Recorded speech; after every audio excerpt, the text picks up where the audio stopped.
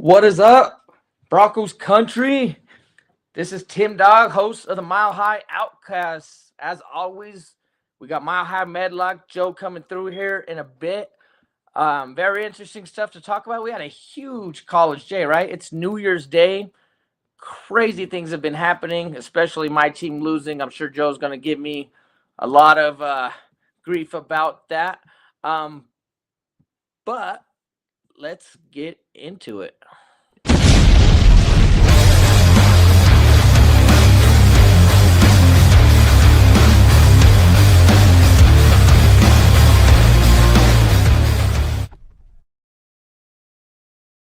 In the shadow of the Rockies where the orange burns bright, we ride with the outlaws under stadium lights. Mile high, we fly, no chains combined. This podcast a rocket and the altitude's kind. Turn it up, let the city feel the bass. Every word's a touchdown, every beat's a chase. With a mile high outcast, Broncos we broadcast. Climbing, never falling fast. Full of mile high blast.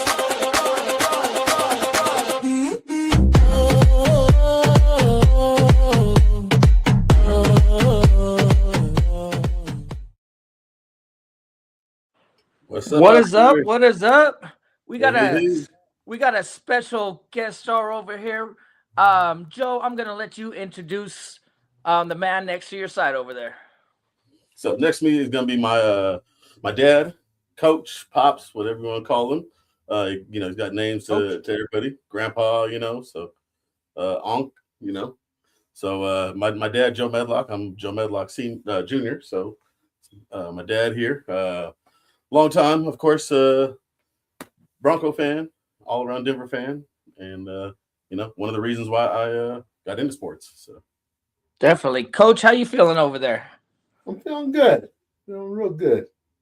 That's good. Want to let everyone out there. I know we're going a bit early today. What that has to do with is the college scheduling. Me and Joe are just trying to fit in the show. Johnny, thank you very much for letting us go a little bit early.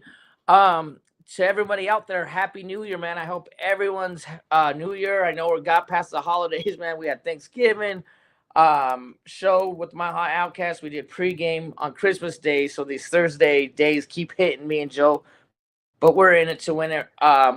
Joe, I'm gonna start with you. Coach, you'll go next. How was your guys' New Year? New Year's pretty good. I had to work last night, but I got off in time to at least see the midnight here. And I didn't make it up to my family's house. It's kind of a far drive from where I was downtown, but still called him talked to him at midnight, and had a good night. And today just had some dinner. Gonna eat a little more when we get off, and watch the rest of the football game, that Ole Miss and Alabama game. Just Ole Miss and Georgia. Ole Miss and Georgia, yeah, Ole Miss and Georgia. Alabama just got whooped, so. Yeah, Bama just got whipped, and we're gonna get into that real soon. Coach, how was your New Year? How'd that treat you? Good, real good. I worked this morning, but I was at my daughter's house last night and brought the New Year's in at midnight, and then I rushed myself home so I can get a couple hours of sleep before I went to work today. Then I got off and came home and had a little grub. And then my sister is coming by in about an hour with some chitlins, and that's what we're going to grub on after we finish the show here. So real good New Year's Day.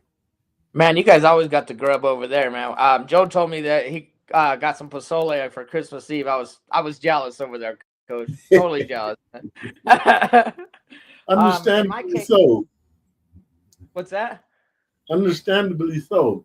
Oh yeah.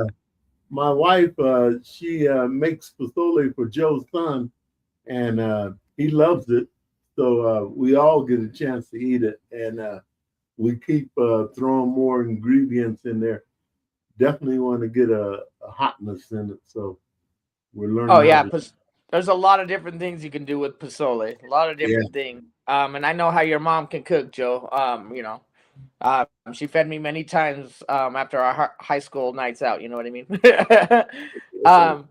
So my New Year's Eve was pretty cool myself. I had just hung out with my daughters. Not all of them. I didn't get all. I didn't have all of them. My olders were gone, but my two youngest were with me, and I actually started binge watching a show. I'm sure you guys have watched it or at least heard of it. Stranger Things on Netflix. Um, Heard of it, yeah. and literally New Year's Eve, besides the Ohio State game, and we'll get into that, Joe. I'm sure you're licking your chops at that to get me, but we binge watched Stranger Things pretty much like the whole day. So we just like had a little cool just into. I didn't go out. We didn't really do much, just hung out with the kids. But it was a good day with my girls. You know what I mean? Nice, Yeah. man. That's what's up. All right. So first thing we're gonna get into, Joe, and Coach. Let's just get it out of the way. Rip the Band-Aid. Break my heart. Let's talk about the New Year's Eve game. Ohio State taking that loss to the U. I'm gonna start with you, Coach. What did you think about that game? Well, Ohio State's been playing on borrowed time. They really didn't come out with the aggressiveness that they needed to withstand what their opponents were bringing. So it just caught up with them, and that's all you can say about that, because they have a good offense, but the quarterback he wasn't able to hit them wide receivers. They kept a lot of pressure on him, and you don't, if you can't get the ball down the field to your wide receivers, then your offense is pretty much stagnant. 3 and out. You try and go on 4th down, you don't convert. You just put yourself behind the sticks. Yeah. Agreed. You got to put pressure on that quarterback. What say you? Joe? Let's get it out of the way. I know. I'm not gonna be that bad. I mean, I didn't get to watch it in live. I was listening on the radio, and man, they just kept a lot of pressure on him, like I said. And then I watched the highlights, and that's all I seen was, man, the dude was out there. He couldn't even get out of the backfield, out of the pocket to even scramble a lot of times. They were collapsing on him, and Miami, all they need to do is just a little bit of time. You got Carson Beck, the 6-year college quarterback. I mean, the dude has been there for so long. I mean, if you can't be a good producing quarterback, with that many years, something's wrong. So yeah, they got it done, and so we'll move on and see what they do in this next game. But the one who had the most fun out there was Michael Irvin. So. Yeah, that's. I like that one. So I'm gonna take my licks, Joe. I agree with Coach. One thing I will say is that long layover, man. I think it was like 15 or 16 days or something like that, man, without playing. I think that took something in there. I'm not going to take anything away from the U. I'm not trying to make excuses. That first half was horrible. Figure something out. Missed field goal.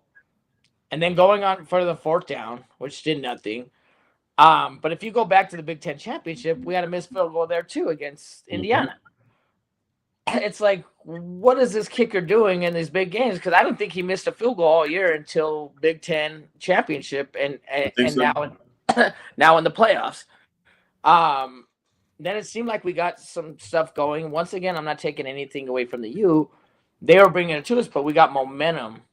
And then you go the whole game without a penalty being called that's actually, held for a 10-yard loss, 5-yard loss, no matter the thing. And then all of a sudden in the final 7 minutes, you get 2. You get a holding call, and then you get one guy in the backfield on the punt. You get pushed back. And then all of a sudden they're running down the field, knowing what they're going to do on 1st and 2nd down. And you go for a 30-yard run. Then you go for like a 12-yard run, and that clock is just going. Here's what got me about that game, Joe, Coach. There was like 220-something left on the clock, all 3 timeouts. And I'm going to ask you this, Coach, as soon as I'm done saying about this. In my mind, you would take the 3 timeouts and still have the 2-minute warning so you can go back downfield. he let that clock go all the way down to the 2-minute warning and then started calling touch. Even though they still got the first down, to me, it wasn't an effective coaching move. Coach, what would you have done? You've coached many games. Would you have started the timeouts at 2:28, knowing you had 3 and the 2-minute warning, or do you agree with the call and letting it go down at the 2-minute warning? I would have started the timeouts at 2:28. You want to do everything you can before the 2-minute warning, but he was he's done that before. Coach Day has mismanaged his timeouts before, so sometimes they'll just come back to bite you. You won't have enough gas to come back and beat some people, And everybody is better with the portal. All the teams are better, and Miami, they got the 12th man. They got all them alumni that come and they hang out on the sideline, and they're just pumping them kids up and encourage them. And them kids, they go after it. Miami goes after it. They got people that can play, and they make them plays when called upon. Well, one thing I will say, Miami was a hot topic, right? They were on border of making the playoffs in the first place. So I think they came fired up and ready to show the world, look, why were we even a question mark on getting in when Bama was so easy? Do you agree with that at all, Joe? Yeah, I mean, that's why I think Miami came out. That's why I think they came out so hot. They had something to fight for, and to prove, they were a team to be there, especially being the last team to get in.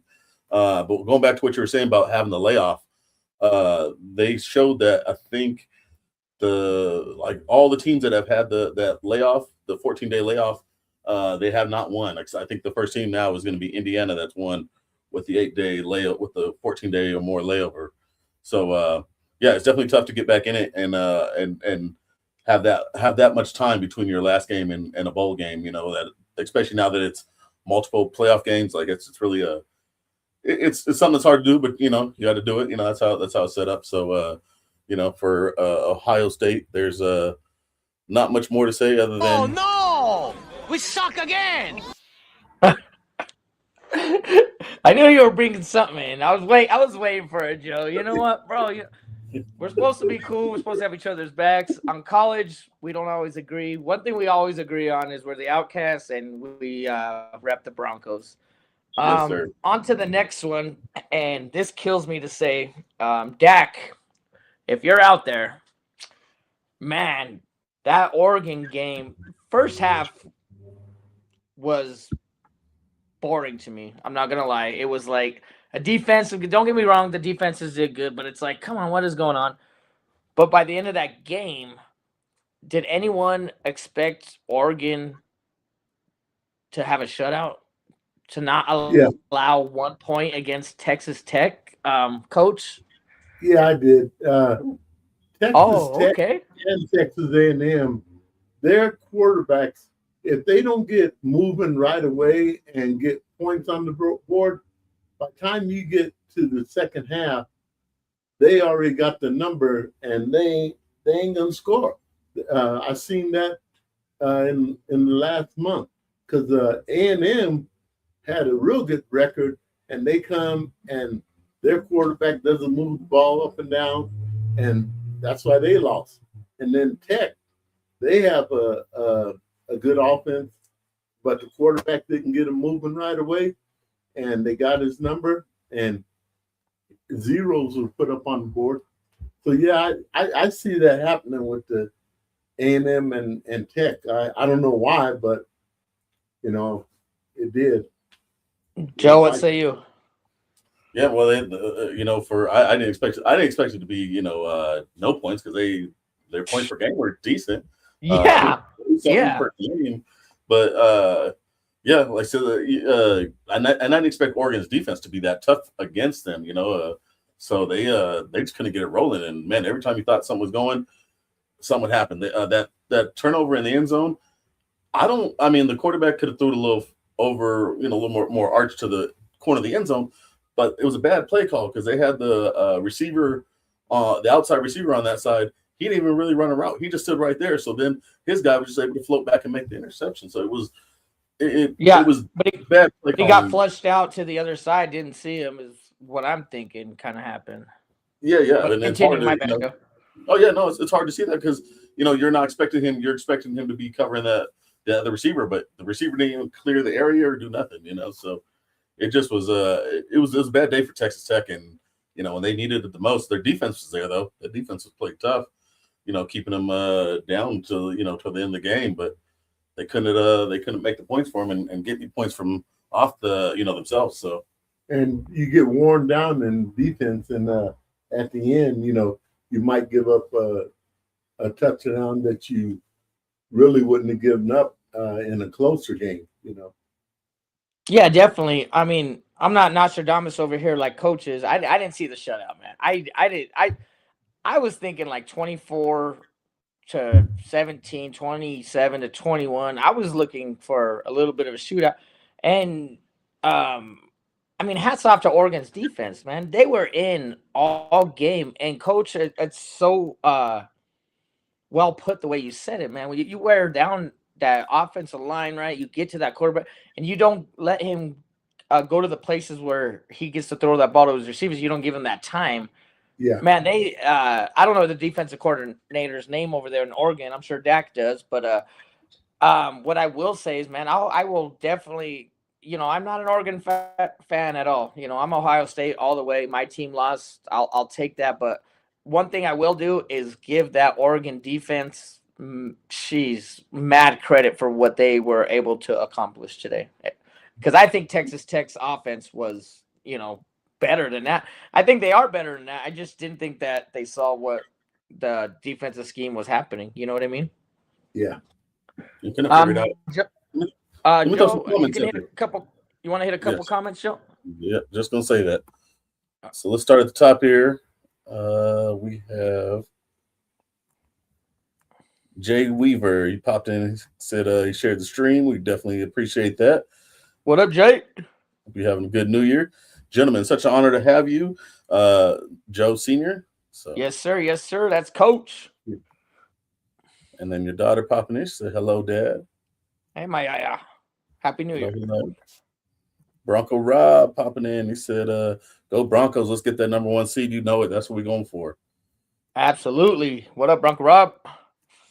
Yeah, man. Hey, we having a good New Year's, man. Hope you're having a good New Year's too, Bronco Rob. D-Rock popping in. He's saying Happy New Year. Dudes in chat. What's up, D-Rock? Hope you're having a good New Year. Were you drinking them R&Rs or what were you drinking? Then we got Shy popping in. He says, Happy New Year, Dak. Or D-Rock. Yeah. So showing some love out there. Your other daughter popped in. She said Happy New Year's. Happy New Year. And yeah, we're good to grow. All right. So next on the list, I mean, to me, everyone's looking at this college playoff picture in their own ways, right? As fans, multiple things, but it's very exciting. They're finally getting the playoff picture to where it's supposed to be. Except for letting Bama in off some BS, SEC treatment is ridiculous. I won't get too far into that, but we have a Big Ten team here that I've been underestimated with Indiana, and they showed the reason why. And if you're Notre Dame, you're pissed right now because I believe if Notre Dame would have got in over Bama to play a game like that, I'm not saying they would have got to play Indiana, but how good does Indiana look, Joe? I mean, how good you've been giving them props all year, and I'm pretty sure it was meant to mess with me a little bit because of Ohio State, Big Ten, all that. But how do you think Indiana is looking right now after what they just did to Bama? Well, like I said, they're on a Cinderella run. I mean, they have everything going for them. They have nothing to lose.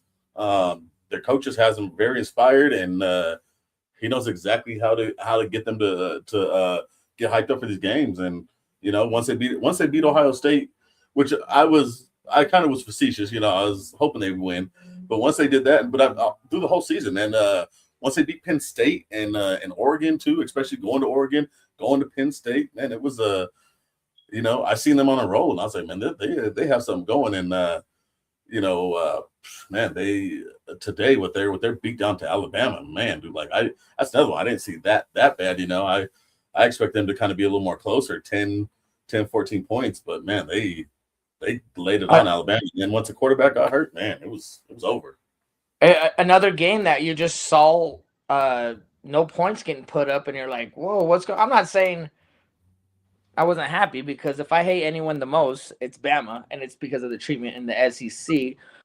Coach, what's your take on Indiana?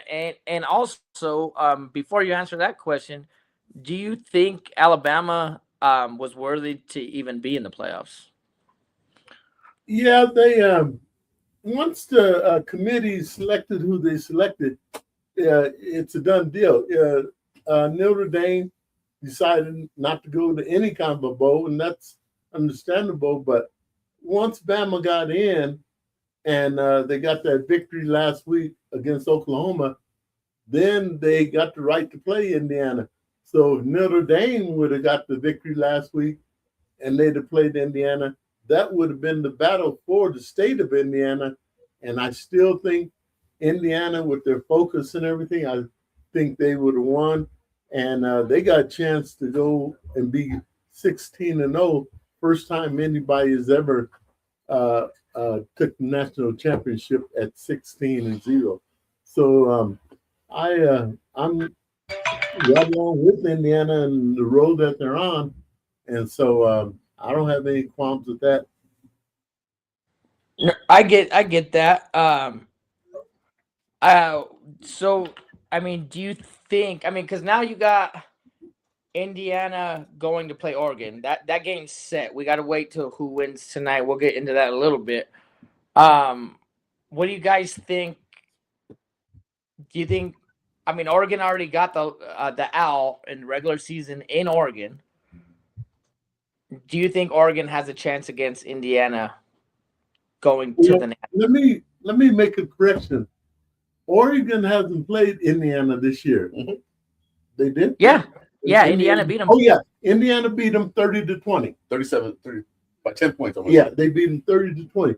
Now, when they came back and beat Oregon, that put them on stage. And like I said, they're just riding this wave because they're a well-oiled machine and they're well-coached and they have good game plans intact for anybody that they play. So I could see Indiana winning the national championship after their performance today. So the good thing about this playoff is next week is another day. Yeah. Go ahead, Joe. Yeah, I see Oregon having a chance. I mean, after their play today, they're going to be hyped up and ready to go next week. So it's going to be a great game. I think them two coaches are definitely meticulous and very very detailed on all their game plans. So it's going to be great to see that chess match and see what team comes out to play. Of course, I'm still going to run with Indiana because, like I said, they're on like a Butler run. Like they're just out to win. And whether you keep doubting them or not, they're just going to keep winning. And we'll see what happens. And like I said, Oregon has got a good chance. With this being a neutral site, it's gonna. Yeah. And Oregon travels, so Oregon does travel. Yeah, it'll be interesting to see how it comes out and what uniforms they come out with. Yeah, I think. I mean, I definitely think. I mean, you don't get. I think it's what the Peach Bowl or whatever. I mean, you're not gonna get there without being good, right? You got to beat. Now you're in the playoff bracket. You're beating the best of the best. I think Oregon's going to give them a way better game than what Bama did. You know what I mean? Indiana had that bye. They'd have to play the first week. So this is their first game playing, which they slaughtered Bama. Oregon's defense went. So this is a matchup to look at. Is Oregon hungry enough to say Indiana was a fluke. Yeah, they went undefeated all year, but you know what? We're winning that natty. I don't think Indiana's going to get Oregon the way they did Bama. Let's put it that way. Does that No. make sense? Yeah, no. So I think, Indiana's going to come play. Oregon's going to come play. Like you said, it's a neutral playing. So that's going to be a hell of a game to watch. I mean, a hell of a game to watch just to see, who's going on to be in contention still for the natty. You know what I mean? Yeah. Oh, yeah. Can you scroll back to the other side, Joe? Yep, I got you. Please and thank you.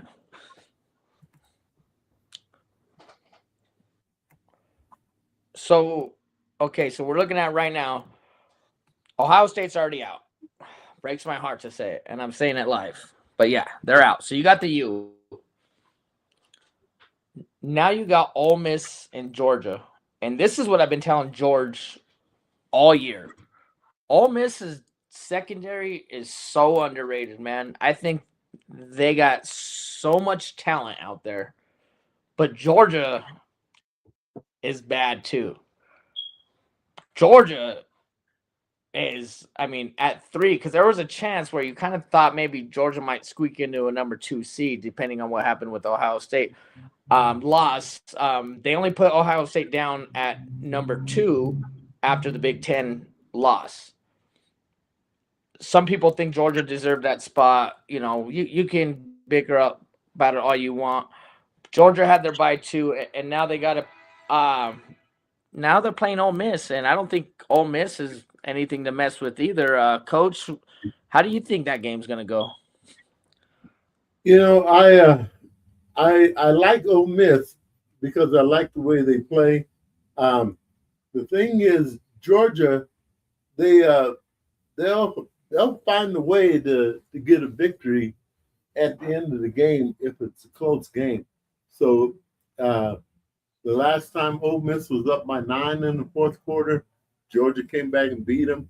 So I think if Ole Miss is going to get a victory, they got to score, and score. And then, like you say, that defensive secondary, they will have to come through, do their job, and create some turnovers because Georgia's quarterback ain't the most shining star in the book. He is a guy that can make mistakes. So it's gonna be a good game, but I really would see Ole Miss coming out of there, and that would disrupt the whole picture because everybody does expect Georgia to win. Yeah, good take, Coach. What do you say, Joe? I'm thinking Georgia's going to win too. If they do, like my dad was saying, score and get a couple turnovers, they do have a chance. I was already thinking that I didn't think they'd get past Tulane like they did, just because they lost their coach. What? With Lane Kiffin leaving, man, I thought it'd be hard for them to get get all the way into the game. Refocus. Get refocused. Yeah, that's a good way to put it. So I'm gonna be interested to see how they do tonight. Because I definitely think that has a good a big effect on the team. But we'll see if they come out. If they come out tonight and fight and battle, man, that's gonna be good to see. And let they'll show that the kids have no die, and that they just want to do the best they can for themselves. So they're hungry. Yeah, absolutely. I get it. Joe, love doing this podcast with you. I can't believe you said you didn't think Ole Miss would do that to Tulane. I'm just saying, Brian. I don't know. There was a lot of controversy of Tulane being in. Once again, I'm going to go back to Notre Dame. I feel like they fit the spot better, but that is what it is. I didn't think they'd get beat like that. I'll just say that. I thought. Oh, okay. Yeah. But another thing, Tim, if Notre Dame would have got in either Alabama's spot or Tulane's spot, Notre Dame had a chance to lose too. And they showed in Marcus Freeman's tenure that, they don't rise up all the way to the big games like everybody would expect them to. So it does happen. No, I totally agree with you, Coach. Totally agree with you. I'm just talking about the seeding. I'm not saying that they would have got past Ole Miss. I'm not going to say whoever they ended up playing, they would have won. I just felt like they deserved a seat, if that makes sense. You know what I mean? I'm not saying that they would have went and won the Natty, nothing like that. But the seeding just kind of a little iffy. I mean, you know, if you're going to do that for Tulane, I mean, you know, to me, Vanderbilt could have been brought into the conversation, which they weren't. You know, just I think it's tough for all of us when we start looking at who's making the playoffs and once it comes out, kind of being like, there's always like 2 or 3 teams where you look at like, really, I mean, you know, at least for me, you know, what do you think? It's not just for you. It's not just for you. It's all over the country. People thought Notre Dame should have been in there, and maybe Texas should have been in there. So all over the country, people are thinking like that. It's not just you, you know. But once they make these playoffs, you just have to roll with whatever team that they put in there. And you have no choice by that. You have no choice by then. Yeah. Mm-hmm. So I'm gonna do something a little thing. I mean, I know we did a bracket, Joe, but now we're really into it. So you guys are gonna both take Georgia, correct? Yeah. Okay, Coach, you're taking Georgia over Ole Miss, correct? Yeah. Okay, I'm gonna take Ole Miss. Then they got to play the U.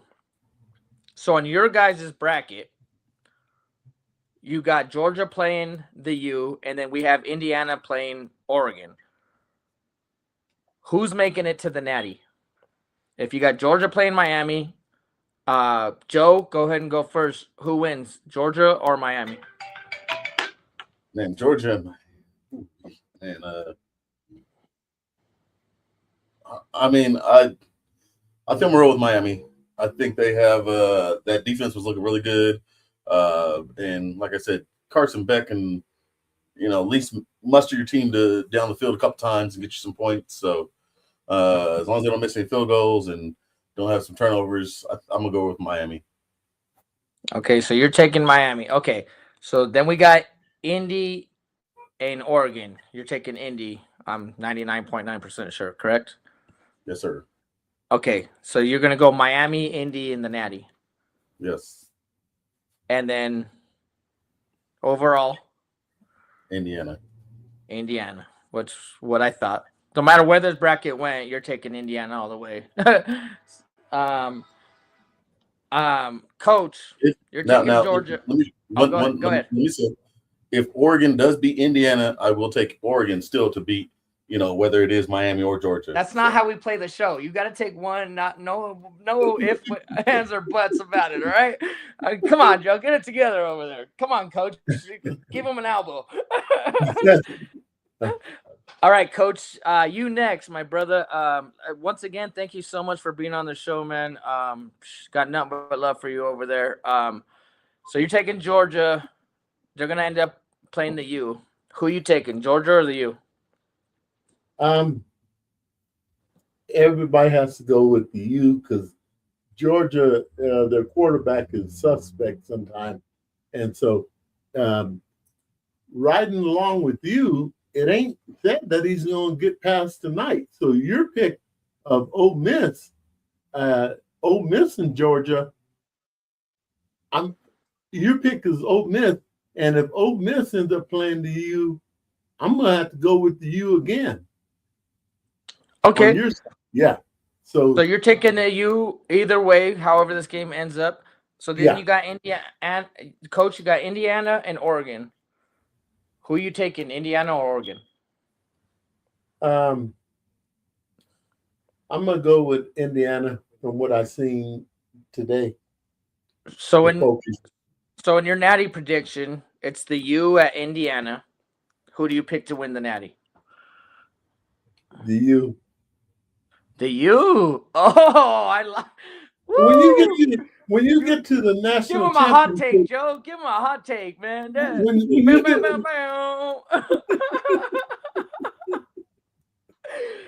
I like it, Coach. I like it. Thinking outside the box. There you go. When you get to the national championship, it's hard to go against the U. It is. You know what, man? Indiana could be riding everything, but if they have to play the U, things have a way of turning a little bit different. Well, the U lost their last natty, right, against Ohio State, right? Was it like 10 years ago or so? Yeah, but I like your take. I like your take, Yeah. Coach. You know what? Everyone has their own stuff, and I'm not saying you're wrong, because the way that you played Ohio State, I mean, they're rocking and rolling. Yeah, and they had a fight to get in here. They're on a roll. yeah. So I guess it's my turn, right, Joe? Yes, sir. All right. I can run your scenario. Go ahead. All right. So you have Ole Miss beating Georgia, Yes, playing sir. Miami. Who do you got going from Miami and Ole Miss?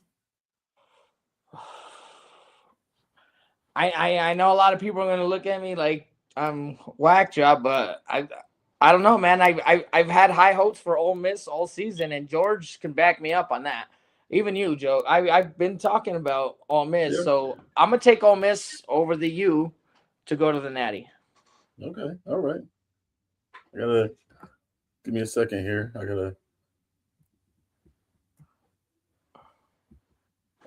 a little slow here, but I'll take that one. That's like I said, we do the show together, but man, that's out there. Yeah, I know. That's why we do the show, because we don't agree on anything. So we got Indiana and Oregon. Who do you got winning there?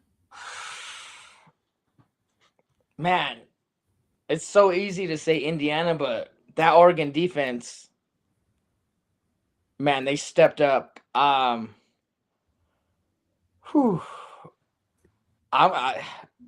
think Indiana has ran its course. I think Oregon is going to come back out for some revenge from the regular season. I'm taking Oregon over Indiana. All right. That could be. And then so you got Oregon and Ole Miss in the championship. Who you got winning the Natty? Oh, I hate to say this because I just hate to say it because I don't want it to happen, but I think Oregon's going all the way, man. I think Oregon's going all the way. There you go. I hate to say it because I'm not a fan. I'll say it because we're on a podcast, right? We're talking real stuff, to what you believe, and we can all be wrong, who knows? But I mean, Georgia can win it. That no one's picked here yet. And everyone in the comments, please throw a comment out there. Say who's going to win that natty. Joe, as always, will read out the comments. But I just got this strange feeling, man, that Indiana's going to go down and Oregon's going to take Ole Miss. Yeah, I mean, it's not a bad take, man. Not bad at all. So we'll have to see. It's gonna be an interesting game next week. Well, college football always has all of us hooked. And Coach, man, you got so much knowledge in there, man, and you passed it down to Joe. Not only to Joe, but to me. I remember being in high school just talking about this kind of stuff before a podcast. So, I mean, Coach, you can go into multiple things, and you know what, Joe, you as well. I mean, it's just exciting to talk about once you start getting this deep into it, and you're like, oh, okay, my prediction is still there, but are they going to make it? Is this going to happen this way? So that's the exciting part of doing this. So I appreciate all you guys. If you have any comments, Joe, go ahead and bring it up, and then I'll get into a segment here. Yeah. We got D-Rock. He said, Shy, Happy New Year. So showing love to Shy up there. Shy is our resident hype man for the Orange and Blue Network. If you guys are ever watching on Sunday, the Get Shite video, man, he's our resident hype man. Gets all ready for the game, and man, get you ready to jump through the wall damn near for see what the Broncos are gonna do. And then D-Rock just said, he ain't had the R&Rs. He says the R&Rs for Sunday. So you're working out good for the Broncos. So, I don't blame you. Got to get the liver rest on those, from every day. We right. Keep it rolling. What are we on to next? Okay. So we got one segment. We're trying not to do all our segments for it's a college day. That to both of you, man, that was a great talk about college football right there. I really enjoyed that. We got a special mile high memory. So let's get into it.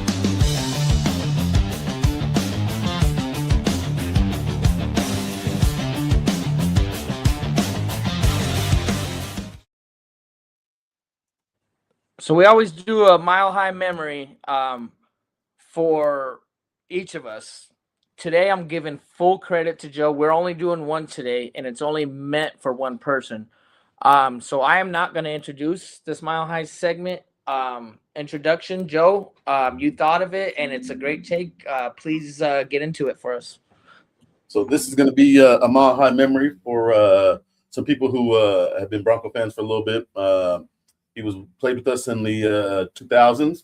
He was a young man who did not get to show his full potential in the NFL. He had a life cut short, and his the anniversary of his passing is today. So I only thought it right that we show our mile high memory to Darren Williams out there.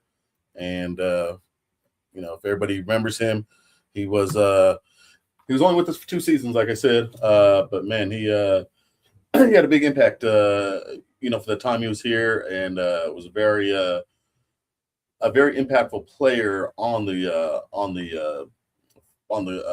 gridiron as well, man. He played cornerback, very tough, and was a hell of a returner out there on special teams. So mile high memory goes out there. RIP to Darren Williams. Amen. Absolutely, Joe. Once again, my bro, great mile high memory. Because we talked about not doing segments tonight. And then I got the call back from Joe. He goes, "You know what? I got one." And he said Darren Williams. He goes, "It's the anniversary of his passing. Rest in peace. No one ever deserves to go out the way he did." What I will say is his short tenure here still affected every Bronco fan out there, just because, he's one of ours, right? He's orange and blue. Mm-hmm. It meant something to the city, and that whole city, I remember that. The whole city was devastated to hear something so atrocious happen to such a young and upcoming star. So once again, Joe, I'll give you a mile high salute to that. Coach, I would love to get your take on Darren Williams. It's just like you said, he was up and coming star. Life got cut short before he could have went on and been one of the great cornerbacks for the Denver Broncos, because he had a lot of potential, and he a lot of enthusiasm, and he loved the game of football.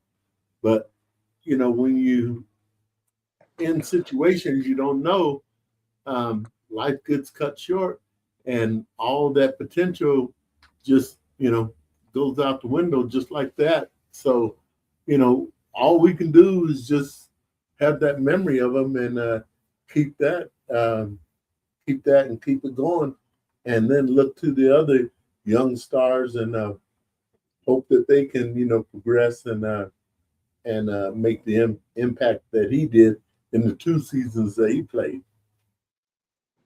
Definitely well said. Like,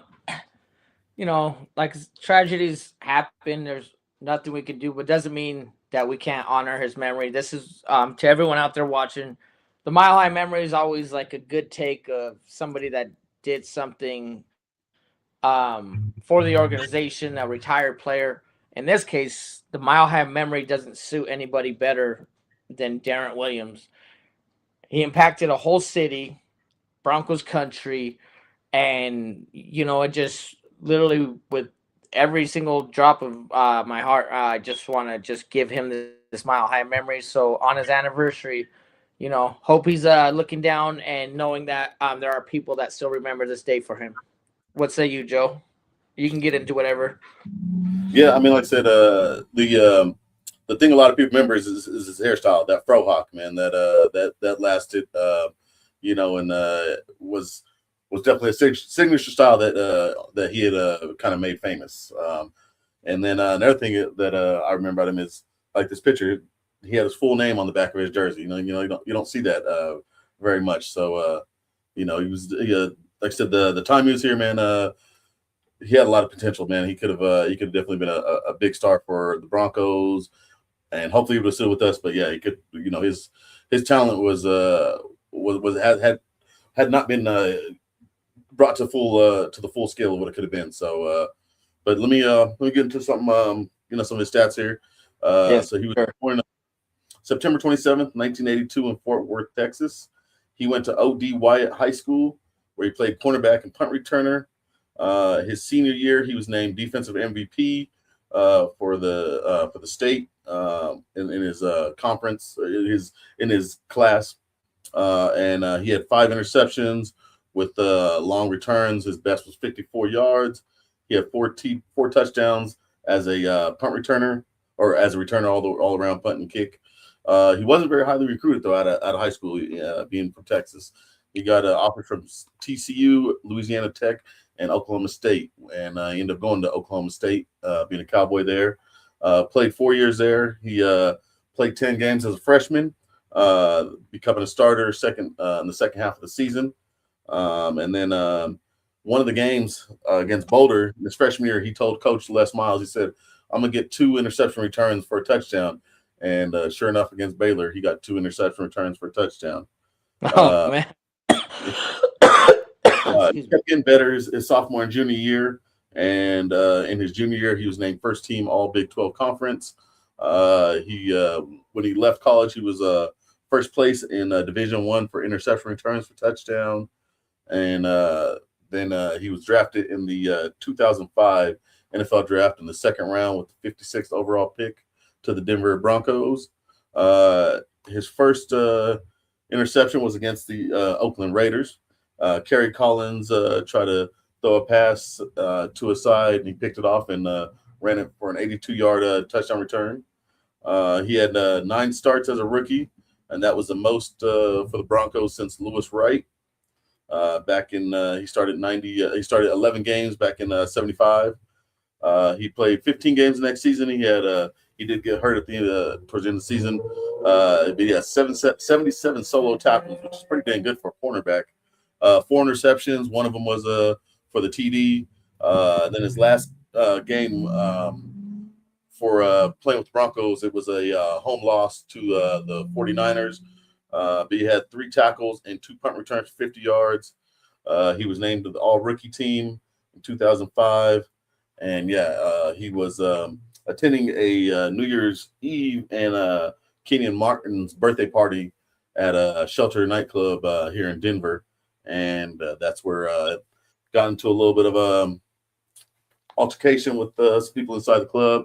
And when he was leaving, he was in a limo with Brandon Marshall, Javon Walker, a couple other people, and they got shot in a drive-by, and that's where he was. He pretty much died on site, and that's where he fell into Javon Walker. He fell into his lap, and the next year, Javon wore his hair like a fro a couple times in honor of Darren Williams. So, come on, to Darren Williams.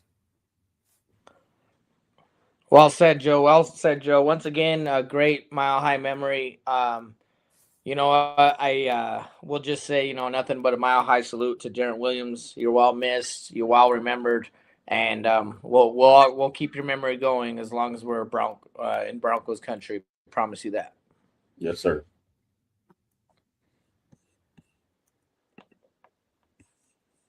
All right.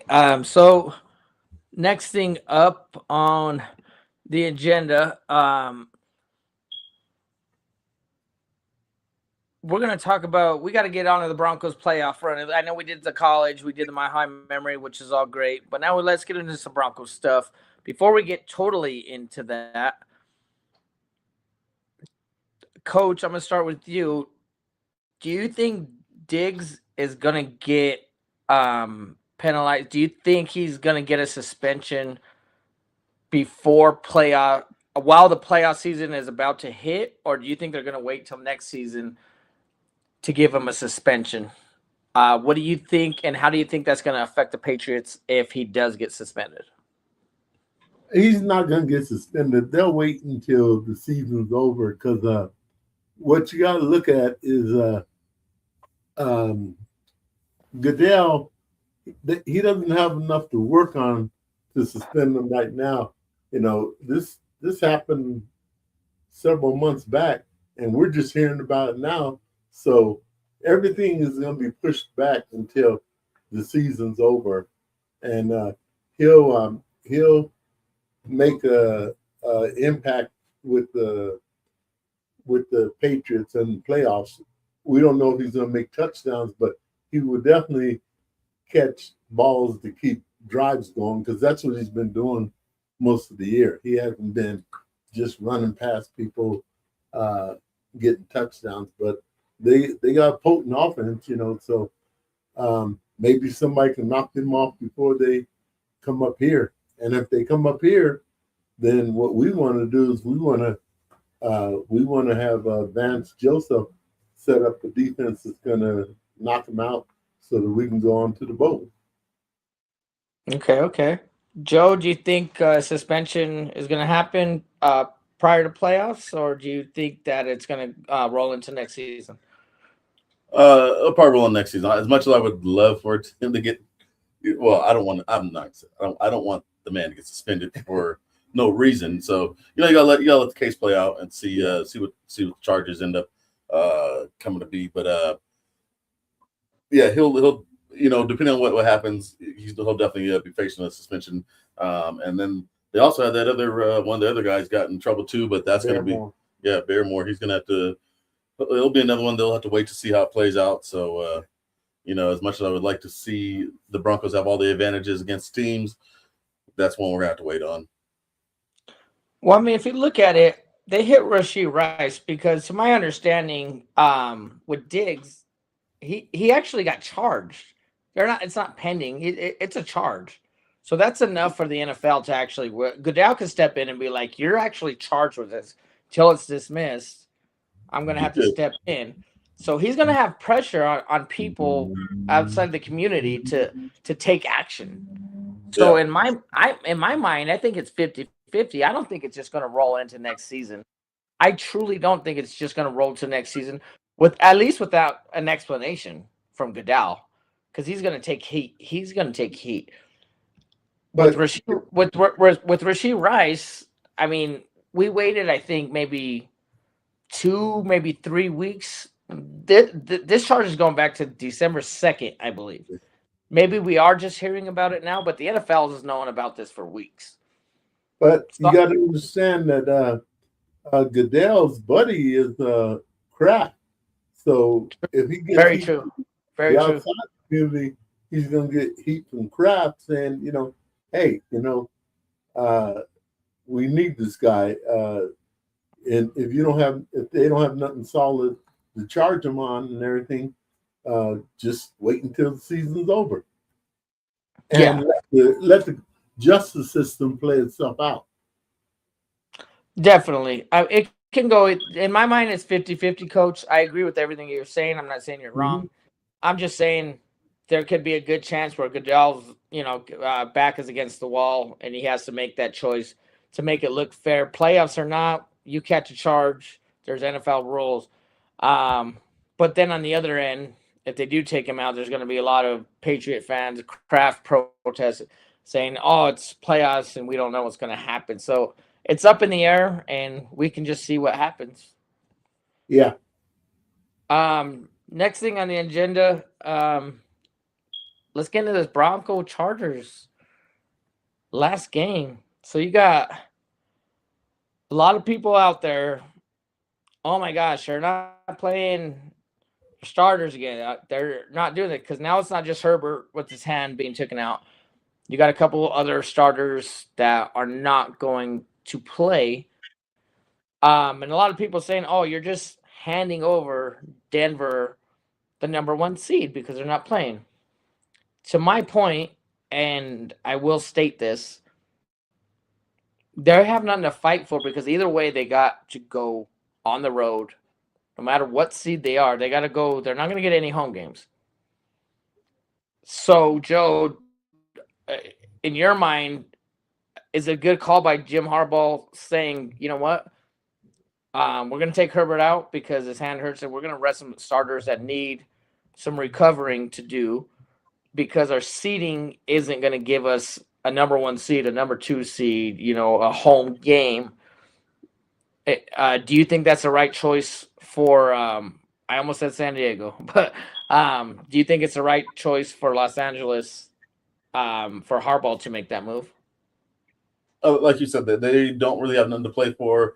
They're gonna, like I said, they're gonna be on the road. Whether it's whatever seed they get, it's not gonna affect them too much. So he's playing for the safety of the to have them be a little more healthy when they go into the playoffs. So I think it's a good move for his team. So it gives us a little more advantage. And like I said, we didn't need much, but we'll take it all. And like I said, I don't mind them resting the players. Like I said, they know what they have to do when they get in the playoffs. So Harbaugh's making a decision that he thinks is best for his team. And like I said, all we have to do is go out there and handle business like we would have anyway. Yeah. Get that number 1 seed, get ourselves a bye week, and make the playoffs come through Denver. Exactly. Definitely, Coach. What do you have to say, bro? Sometimes you do get handed things, but we got handed one last week, and we still had to work to pull it out. So the coaches still have to come together. They have to get everybody coached up, understand what they need to do, put pressure on this Trey Lance, cause some turnovers. We don't cause a whole bunch of turnovers. I've heard you and Joe going back and forth with why we don't get them and everything, but if we can cause a couple of turnovers, then that would make it to where our offense would have to come to work, put points on the board, we get the victory, and then we go on and get ourselves rested for the wild card weekend. And we got home field advantage through the playoffs. Yeah, so it actually benefits both teams. The only one that it really doesn't benefit is the Patriots, right? Because they're like, Broncos. But, I mean, Patriots had an easy year. Let's be honest about it. Yeah, they played 17 games just like we did. Yeah, it's a good decision. There's a reason why I call you coach. You coached me, in my teenage years, and you always had to make decisions for your team. You always had to make decisions, even if it was telling Joe you need to come out and take a rest, and Joe would be mad, like, God, I'm in the game. You always had to make a decision, whether that was your son or not. And no disrespect, Joe. I'm talking from a coach's standpoint. You always had to make best decisions for the team, whether it was taking me out, whether it was Big Drew, out for some air, or just making judgment calls. I think Harbaugh's making the best decision he could possibly make for his team. Does it benefit us? Absolutely. But why would you want to go against the Denver defense and risk more injury over one more extra seed, right? Instead of a 7, maybe a 6, or however that's playing out. You know what I mean? Mm-hmm. So, that's just how I think of it. So, let the haters hate on Denver. Denver never gets their props. We're going to get that number 1 seed. We're going to go lock that down. And, the playoffs come through Denver, right? That's right. There's going to hate. Oh yeah, man. Like I said, they let them keep calling us underdogs. Let them keep doubting us. Like I said, whatever. It doesn't matter what we get handed. We have to play with what shows up in Denver. I mean, like we can't say, oh man, you have to play these people. Like I said, we play with whoever gets put on the field. So, as long as we keep winning, that's all I care about. Because all I want to do is keep my hands in the air. Because all we do is win. Win. Quick Yes, update, sir. real quick. Quick update. Ole Miss is up 3-0. All right. Going down to the bottom of the first quarter. Okay. You got something to pull up, Joe? Yeah, I'll pull up the playoffs here.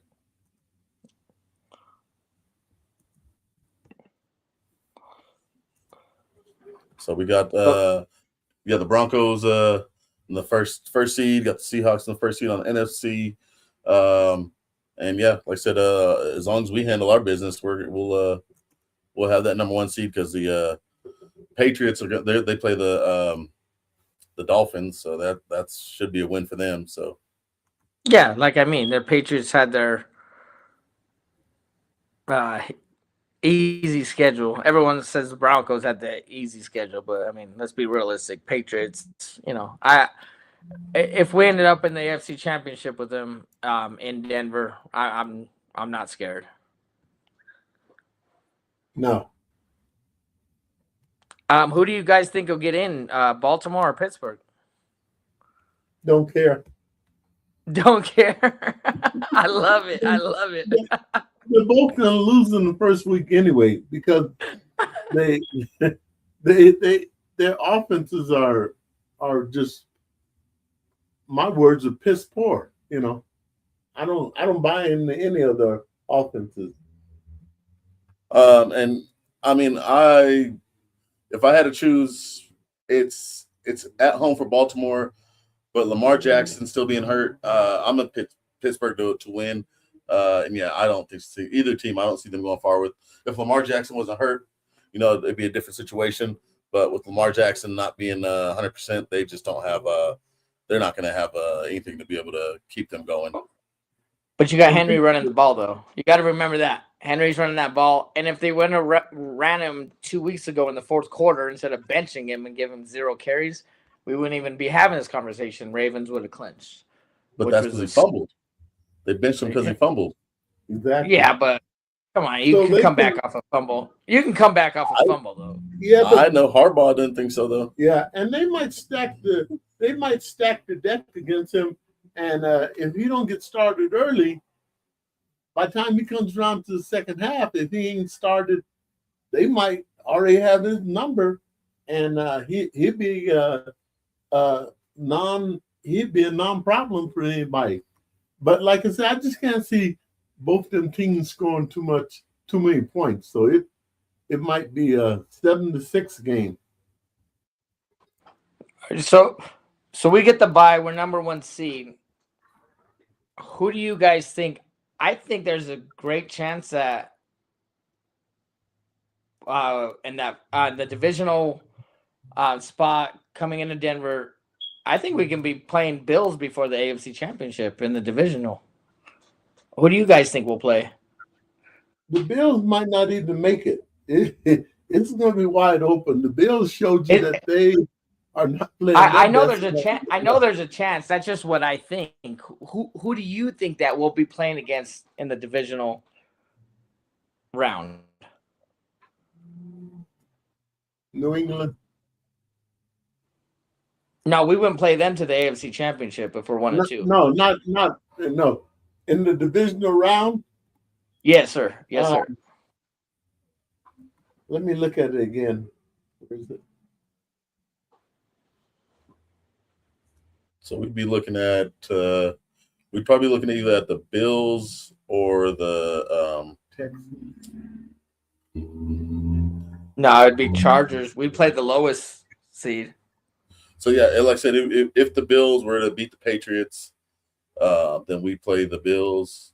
If the Chargers or the Chargers, the Texans. So okay. We wouldn't play the Texans if it went in today. We wouldn't play the Texans. It'd be Bills or Chargers. So who do you think we would play, the Bills or the Chargers? Like, do you think the Bills can beat the Patriots? I mean, they could, but in Foxborough in the playoffs, Josh Allen, the way he's playing. I mean, I think they could. They could, but realistically, we'll probably be playing the Chargers. Which they'd be rested and Herbert coming back. What do you think, Coach? Bills or Chargers divisional? Who do you think we'd be playing? So the Bills would have to be. I think again it would be the Chargers too. Because the Patriots would beat the Bills, so then Chargers would beat the Jags, that means we wouldn't have to play the Jags in the playoffs if that's the way it all went down, which is a possibility. But we yeah. can play the Jags. We can play the Jags again. If we have to play the Jags, I don't have no qualms with that. Yeah, I'm down for whoever. It's all coming through Denver.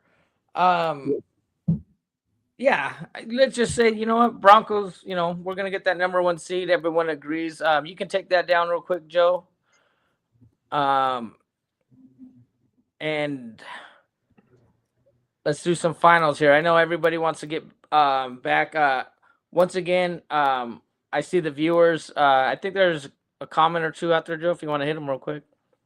Yeah. The only thing I'm gonna say too is before we do close it out, Nikola Jokic, he got injured the other day, and it did not look good, man. I thought for that day, for the half a day, man, he had the whole Denver Nuggets country holding their breath. Oh man, it was crazy. I was watching that at the DNVR bar, and that whole place when he got injured, man, the mood just shifted in there, and everybody stopped caring about that actual game and was just concerned about Jokic. So the hyperextension of his knee it's not something we want to hear, but it's definitely good news because it could have been a lot worse. So the month will be without him.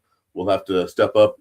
I'll take the month. I will take the month because thank you. It's not a season-ending injury. I will take the month. I don't want him to go out. But here's the problem, Joe and Coach. Now we got 4 starters out. 4, yeah. We should be getting 1 or 2 back soon. The next couple of games. But then we also had Jonas Valanciunas got hurt last night too, calf strain. So I mean, we're losing guys left and right. But what I do like is even last night we were able to come through and win it at the end against Toronto with all the adversity we're facing. Everybody stepped up and is doing their part, and they're still getting it done. So I'm definitely glad to see that from and that's what it's going to be. It's going to be next man up. Holmes, he did well. Spencer Jones is playing hard. Pickett hit a couple of shots. Once Richardson, nice. Hardaway Jr. Once he keeps hitting, and P-Watt, we'll have a squad because what Toronto did is what everybody's going to probably do. They're going to try and keep the ball out of Jamal's hands. Double team him, triple team him, whatever they can do to get him. What a crazy ending to that Toronto. You know what I mean? Like that was. Yeah. But you know what? Yeah. Murray has to carry this team on his shoulders. They played it right. Mm-hmm. But he needs a little bit of help. And without Jokic out there, it's always scary. Yeah, it is. Mm-hmm. 30 days is 30 days. We're not going to like it, but we can climb back out. And if we're going to get – I think Brown, I'm sorry, is the next one to come off injury. Yeah.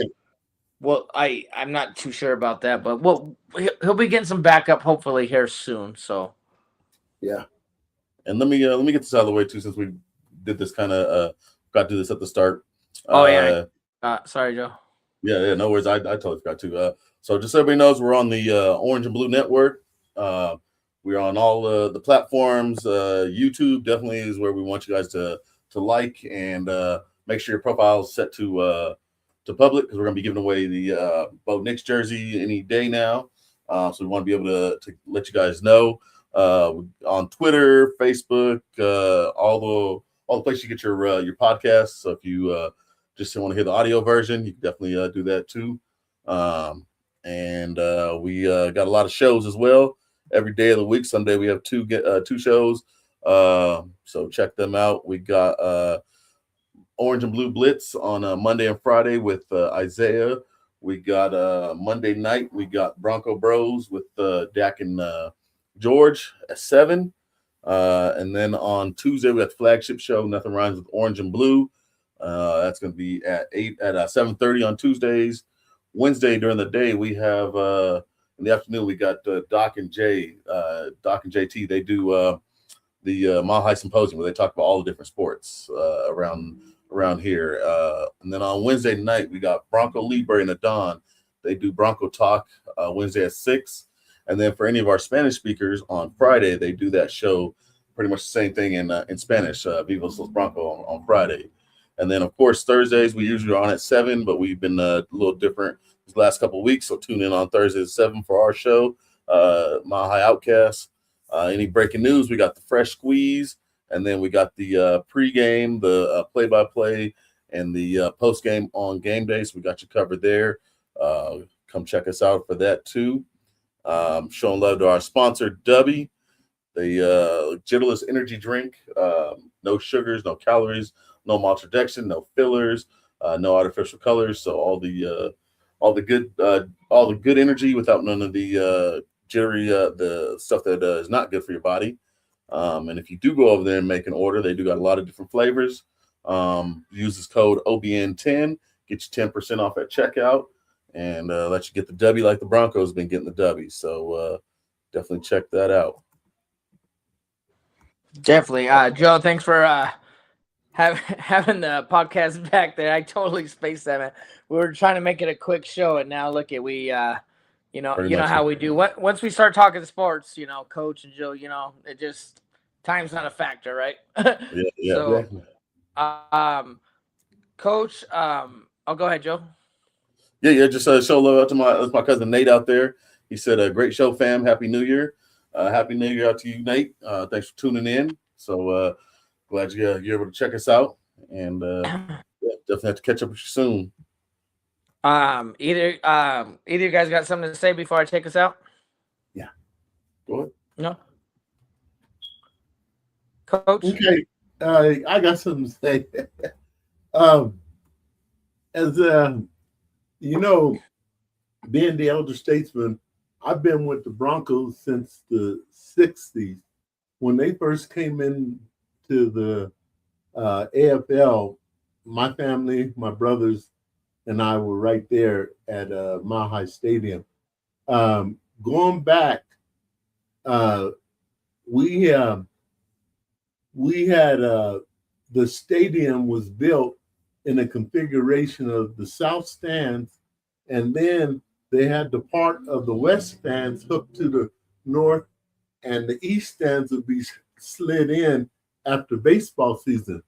So over between the south stands and the west stands, we had this one hill. This is a replica of it right here. This is going out to all the old people who remember Tight Wad Hill. I want to get some comments on that in the next couple of weeks. Anybody, you got to be old, you remember Tight Wad Hill. It was the hill that was in between the south stands and the west stands, and they had the fence up there, and you could stand up there and you come into a corner watching the whole game. You could see the whole field from there. You had to get there early. You had to just stand, and it was grassy. So down that little hill, you can just stand there and watch the Broncos play. Other ways that we got into the games at that time, right at the south stands where they would the ushers would let people in, they had a little fence that had a little square. If you can slip your big head through that little square and the rest of your body while the ushers were taking tickets, we'd sneak in. So yeah, we would get in there, and it was standing room only, so we'd go and stand, watch the game, and then at the end of the game, we'd head down to the field, and as soon as the game was over, the ushers would be standing around to make sure people didn't come onto the field. Well, they would catch the first couple, but after that first rush, if you came second, you get on there and get a chin strap or something from one of the ball players. So, like I say, I'm going way back, but I really want to reach out to the people who viewed a couple of games on Tightwad Hill in the early 60s.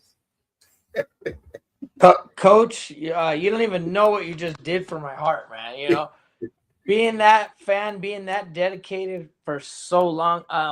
One thing I'll tell you, Coach, what you know, my dad, when the Broncos won that first Super Bowl in '97, I was 13. Me and Joe were 13, going on 14, I believe. My dad told me I waited my whole life for this. We did. Because you got it at 13 years old, and he was kind of mad at me for that. You know, he was happy about the win, but he's like, I waited my whole life for this. You got it at 13. So what you're saying there is I'm kind of putting it together of what my dad said. You know what I mean? You guys were diehards before we were diehards. And, man, everything you're saying, Coach, is, man, well-respected. Awesome, Well, awesome take. Let me add to that. What happened was when we would rush and get them chin straps, we would get them from Abner Haynes, Floyd Little, Randy Gradishar, and all them. They had to go through all the losing seasons, and me and your dad, we went through all them losing seasons. So it was much more appreciative of us to have won that Super Bowl than it was for you, because we went through all the dire years. I'm telling you, people remember that the Raiders used to come in and beat us 38-0. The Houston Oilers used to come in with old quarterback George Blanda, beat us 41-0. KC would come in and beat us 51-0. And then they would leave town like if nothing happened, and us diehard Bronco fans would be standing there brokenhearted. There was the old saying back in the day that if the Broncos lost on Sunday, domestic violence went up 50%. You know, this is before it was heavily penalized. You know, I mean, that's what people would do. So, like I say, I'm just going way back to Tightwater Hill and all the stuff we did to get the Broncos where they are. And you know, during the course of these next podcasts, I'll jump in once in a while and share another one. Oh, definitely. Much appreciated. Much appreciated. Joe, there's one comment out there. Yeah. And he's got some stories, man. He used to get into there, and even like the concerts there as well too. I'm like, man, dude, why didn't I think of scams like that to getting there for free? I wish it was like that now. I go sneak in a heartbeat, you know. No, you don't. No, you don't. You make the money pay the money. We didn't have the money back then. This one's for you, Coach. Go ahead, Joe. Yeah. We got George popping in. He said, "What's going on, fellas? Man, we having a good night, you know." He said, "Coach, what an appearance! Glad to see you on the podcast, spreading the wisdom." You're welcome. Yes, anytime. Yeah, George, my brother George, showing much respect. Before I take us out, Joe, you got final thing to say? No, Happy New Year's, everybody out there that's watching. I'm glad everybody made it through this new year. Hopefully, everybody has a blessed new year. You know, and good things come to everybody that's watching, their family, their friends, and you know, it's just you know, hopefully everything it's a good year for everybody. You know, you know, even if the Broncos don't make the ultimate Super Bowl victory, still been a great year. Don't talk like that. Don't talk like that. What I'm gonna say is to everybody out there, I've known Coach since '97, I believe, was the year we met, maybe '96. To everyone out there, giving Coach much respect in the comments. Jay, my brother George, all you guys out there, much appreciated, because if anyone deserves it, it's this man. Not only is he a huge Bronco fan, but he's one of the greatest men I've ever met in my life. Coach, please give your wife my condolences. I heard about her brother. Got nothing but love for your family. Joe, as always, man, much pleasure talking with you. Glad that we have this podcast together. To everybody out there, hope everybody's family, all Broncos country, everybody have a happy new year. I'm going to end it with a mile-high salute. Amen. Thank you. Turn it up, let the city feel the bass. Every word's a touchdown, every beat's a chase. With a mile high outcast.